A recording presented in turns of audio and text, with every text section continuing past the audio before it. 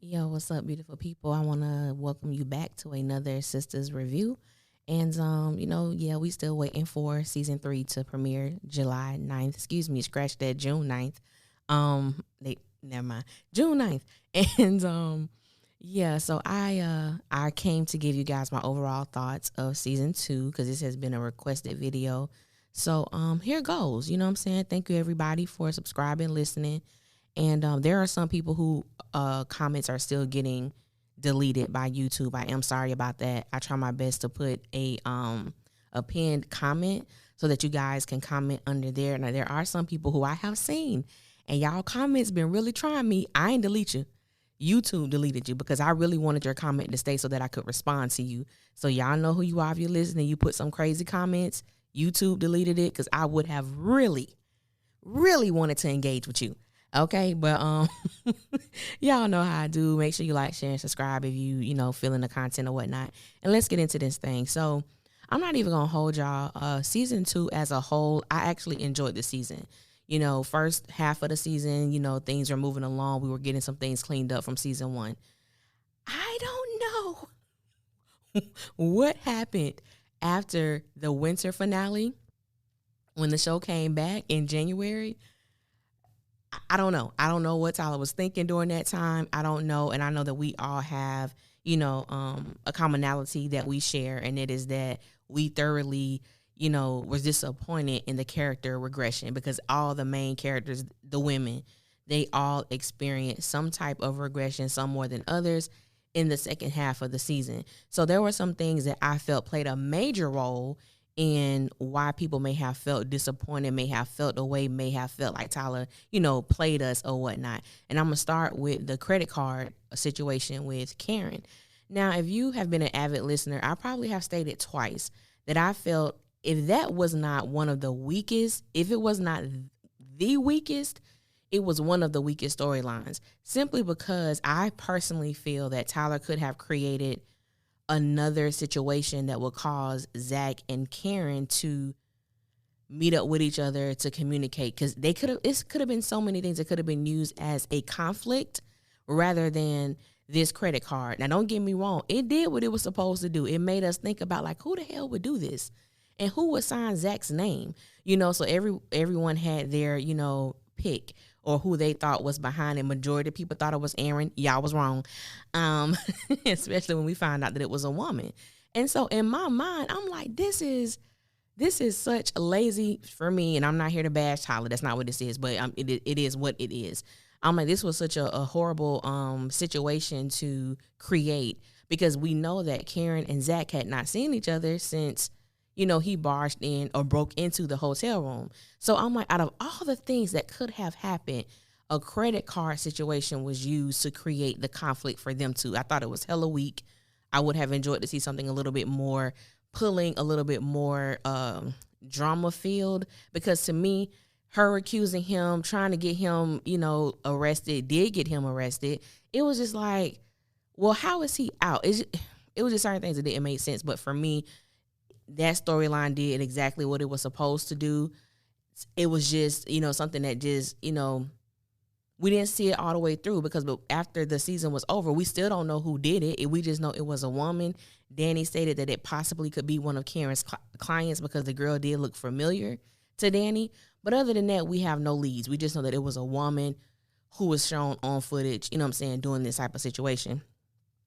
With Danny, with her regression, I just felt like, at some point, everybody's going to get tired of seeing Preston putting in so much work, only to continue to pacify and soothe and deal with Danny. Because at the end of the day, Danny is a grown woman. And if she decides that, hey, this is just who I am, I don't want anyone changing me, I don't need anyone fixing me, and we're kind of, and some of us, it's the truth, you're kind of stuck in our ways, and it's just unmovable, and that may be comfortable to you, but to the person who's trying to crack through that hard interior or exterior, it's work. And sometimes it's work that people don't want to continue doing, especially when they're not getting a benefit out of that. And sex is only going to last, for so long. It's not going to be anything that's holding that person to you. So we had that. Sabrina's still playing games. Sabrina's still playing games and knowing what she wants, but she is, she's not to a place to allow what she wants, what she feels, what she thinks to supersede that of those around her. And so it's tiresome. You know what I'm saying? It's just tiresome. And I think that made a lot of people upset too, because I've seen so many people call Sabrina, she dumb, she ditzy, she just so many other adjectives that I'm not going to get into, but mainly those two, and it's just like, but I understand where people are coming from, because you want to see someone who, even if you're making the wrong decision, can you be solid in the decision that you make and not allow your decisions to be based on someone else's concepts and precepts of the person that you're dealing with? Just let it come from you. You know what I'm saying? And so Andy goes back to Gary, another character regression. You're going back to a toxic, abusive relationship, and it just is what it is. The girls as a whole, I can respect the girls, because it's basically like, we can't change her mind. We can't make her think anything different than what she thinks. We can't make her want anything better. This is just what Andy feels she deserves. And it does take a mature person to get to the place to allow your friends to make some crazy decisions about their life, because there's really nothing you can do to change their minds. And even Karen, having sex with Zach again, that's a regression. You've gone so far as trying to change and trying to have a different outlook on life, only to allow yourself to fall back into old patterns that are not conducive to the type of woman or the type of man, the type of woman that you say you want to be, and the type of man that you claim that you want. It doesn't match up. So as a whole, I think those things, along with how things were written, how things were not connecting, things were not making sense, people really weren't feeling the second half. Don't get me wrong. You have some who don't care about stuff like that. Then you have other people, including myself, who do. We do care about things like that. We do want things to make sense. We do want things to come together cohesively, where we could be like, oh, okay, all right. We didn't have that. We did not have that, to me, for this season. But as I stated, overall, I did enjoy it. There was some episodes where I was a little like, I wasn't feeling this one too much. But overall, I did enjoy the second season. It did allow me to become more familiar with people who are commenting and watching the videos, and for that I am grateful for. But I don't think it wasn't the best season, but it wasn't downright horrible either. It was some of the writing was horrible, but as far as like collectively, it wasn't that bad. It wasn't that bad. It was digestible. But of course, I think the greatest thing about Sistas and what Tyler Perry has done is that he brings people together on Wednesday nights on Twitter, on Facebook, and you can see everybody interacting, whether you agree with certain, comments or posts or not. It brings people together. We make them trend every Wednesday. You know what I'm saying? Whether it's the show as a whole or some of the characters collectively or independently. So that is one of the great things about the show, and has some bearings on my overall feelings about the show, about the second season. I do have another video that's gonna be coming out, and it's my predictions, or things it's kind of hard for me to predict. So it's things that I want to see and things that I don't want to see. So, but that video is only going to be available for my Patreons. They will get it first. I will put it out on YouTube whenever I decide. But if you subscribe to my Patreon, it will be available next Thursday for you guys. So yeah, we'll get into that later. However, back to this winter finale, it ended with, before we got to that, it ended with Andy, attempting to let Gary go. We all knew that was going to be a struggle for her. We all knew that was going to be something that she was going to be toiling with when the show returned in January. And so everybody else tend to be, on the up and up more than her. She was like on the bottom totem. She was at the bottom of the totem pole. Then when the show came back, of course, you have Karen trying to find out what's going on, even though everything is pointing that Zach did this. You have Sabrina, who's still in this place of going back and forth with Calvin. And I think that, to me, Sabrina and Calvin is what, even though I did not like to see Andy going back to something toxic, I think for me, Sabrina and Calvin has been the most disappointing storyline of season 2 because we have been dealing with them since the first episode of the series, season 1, episode 1, pilot episode. You know, like we've been dealing with this, and it's like, can we get some type of resolve? Please. They annoy me. They annoy me so much. And I think they bring such a disgust to me as it pertains to the show because I do not see the purpose of them. Like, I do not see Calvin's purpose. I do not see the purpose of them trying to, you know, him pining over a woman who has shown him time and time again that she is not strong enough to embrace everything that comes with him. I don't blame Sabrina because I would have certain pauses about Calvin as well. Now, you do what you want to do, bro. You know, if you are a man and you love getting things, you know, whatever, you like getting things put up your anus, you like, you know, anal stimulation, that's what's up. You know what I'm saying? That's what's up. And hey, do what you do. I personally don't want a man that wants me to engage in those type of things. That's just me. Have nothing against it. It's just not someone I want to deal with. And I don't think it's wrong for me to say that. That's just how I feel. So, you know, Sabrina, my whole thing with Sabrina was, you know who you dealing with. You know this man enjoys certain things. You like him one moment, you don't like him the next moment. And that is draining. That is draining. So I just hope that we get to see them just, you know, have a honest conversation.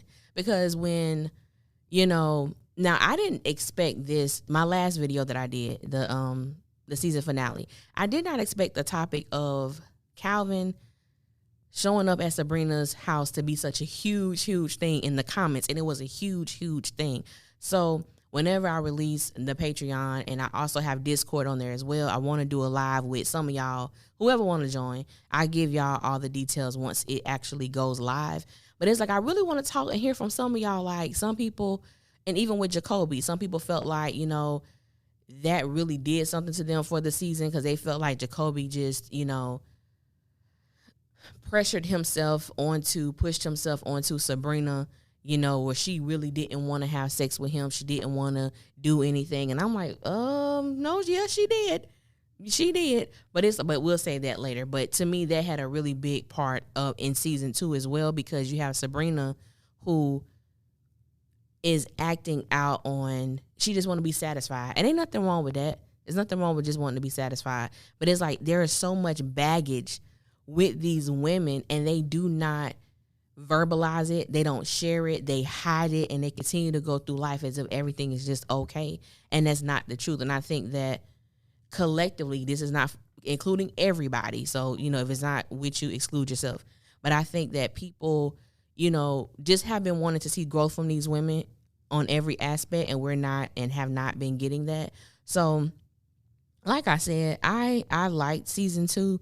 It was just certain things that just didn't sit well with me when it comes to trying to engage people. Like, you know, the thing with Calvin, us thinking that Calvin was having sex in his room. I think most of us knew it wasn't Calvin who was doing anything. But then we think about, well, who was the dark-skinned guy that Calvin came to the club with?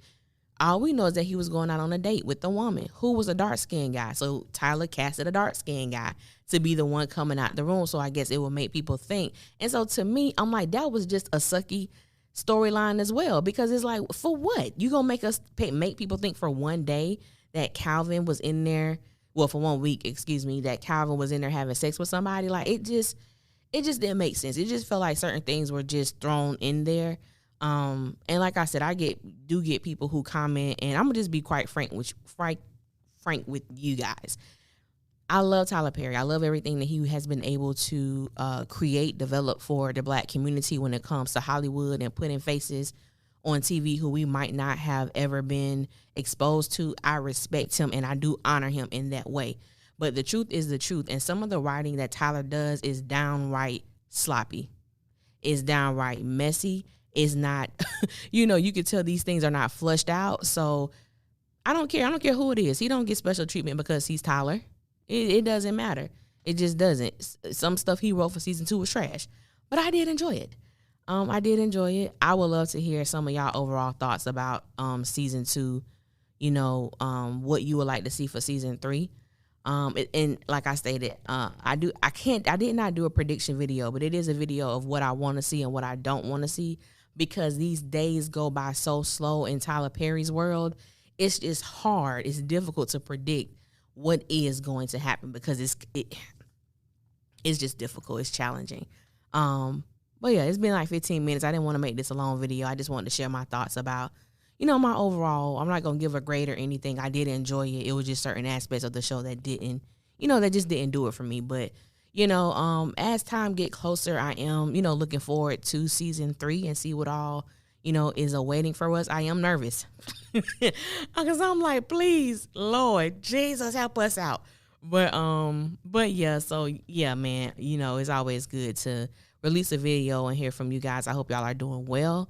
And like always, I will holler at y'all later. One.